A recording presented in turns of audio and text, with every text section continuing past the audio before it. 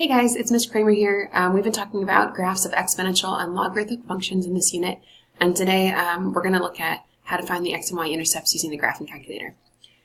So we know we can find those intercepts algebraically by just plugging in a 0 for x or y, but we're going to use the calculator to make it a little bit easier and just be able to check our work.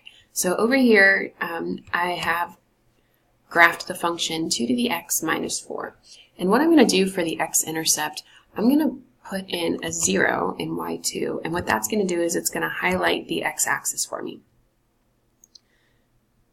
So the x-axis shows where my x-intercepts are, right? It's where they touch that line. So what I'm going to do, it looks like it's at 2, but just to check, we're going to do second trace since we have those 2 lines there, and we're going to find the intersection, which is number 5.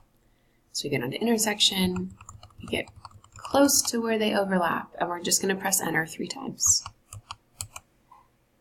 And it looks like our x-intercept is 2, 0. Again, anytime you have an intercept, it means either the x or the y is a 0.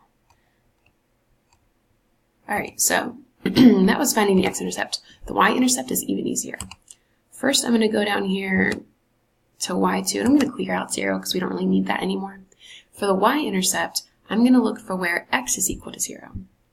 So a really easy way to do that is to go to the table. I'm going to go to the table, and I'm going to look down here, and I find that x is 0 when y is negative 3. So that must be my y-intercept.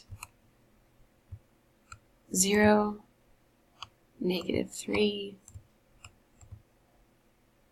And again, if we look on that graph, we'll be able to see that that's where it indeed does touch the y-axis, is down here at negative 3. So that's it. That's how you find the x and y intercepts using the graphing calculator.